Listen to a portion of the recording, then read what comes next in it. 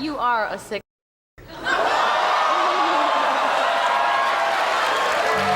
It didn't feel like an interview. It felt like a hijacking. On March 31st, 1994, Madonna walked into The Late Show with David Letterman and turned late-night TV upside down. This wasn't a guest appearance. This was a takeover. A live, televised ambush where the most famous woman on the planet rewrote the rules and dared everyone to try and stop her. A lot of people would cave into the pressure and say, oh, all right, they'd go out and kiss him and get it over with. Yeah, well, I've never succumbed to peer pressure. Good for you. That's what we love about you, Madonna. Yes. She came out chewing gum, already a silent rebellion. No small talk, no sweetness, just presence. Confident, calm, and completely in control. The audience cheered, but Madonna wasn't there to win them over. She was there to test them, and test Letterman, too. You do irritate me sometimes. Mm-hmm. Well, you kind of irritate me, too. Really? You see, we have so much in common. I know. Why are you always... I brought something to, like, make a point. All right, okay, good. You are always me on the show. You are always me on the show. You are always with me on the show.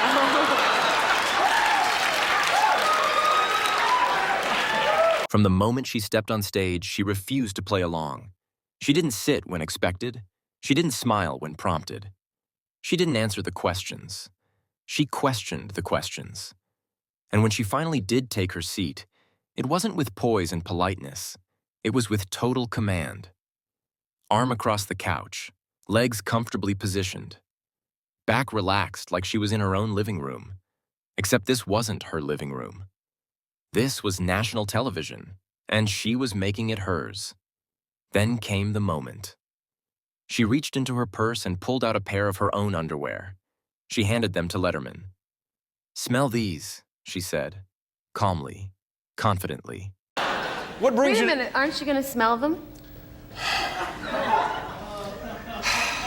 I gave them to you for a reason. Let's see what I'm doing at my house right now. No. I'll take care of that later. It's a lovely... Come on. I gave him my underpants and he won't smell. That's not where they go. No, believe me, that's where the underwear goes. That's where... Okay, look. Here's where I keep my socks. Here's where I keep my panties. That's where they go. No, that's where you keep my panties. Okay. He was stunned. The audience gasped, then laughed. Letterman fumbled for words. But Madonna? Unshaken. She kept going. She brought up his constant references to her personal life, especially his jokes about her private relationships. "You're always talking about me," she said. "Why are you so interested?" Listen, all you do is talk about my sex life on your show, so now you don't want to talk about my sex life when I'm on your show. No, what do you mean? You mean because we refer to you periodically, we make jokes? Periodically? Yeah. You can't get through a show without talking about me or thinking about me.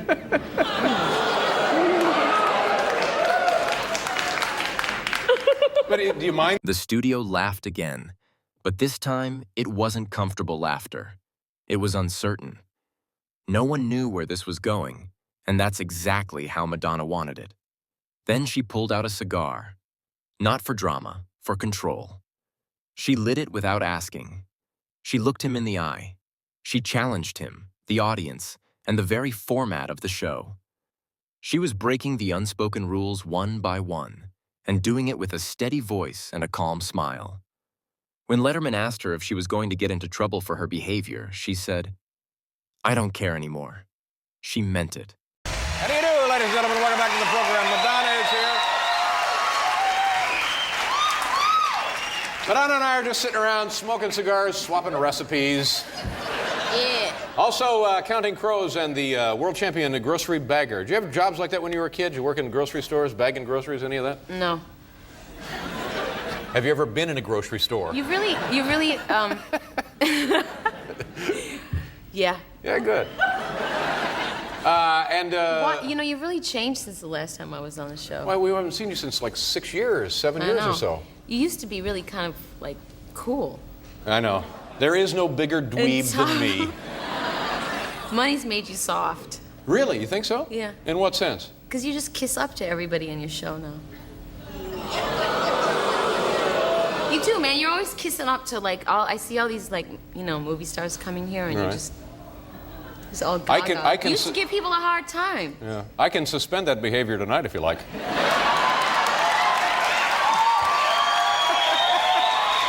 It became the most censored late-night interview in network history. It also delivered the highest ratings Letterman had ever seen. And what Madonna did that night wasn't just push boundaries. She exposed them. She didn't melt down. She didn't stumble.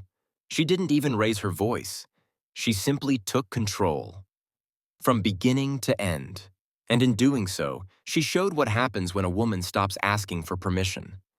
30 years later, people still talk about that night. About the tension, the unpredictability, the silence between the jokes. Because what Madonna did wasn't just unforgettable. It was revolutionary. And it still echoes today.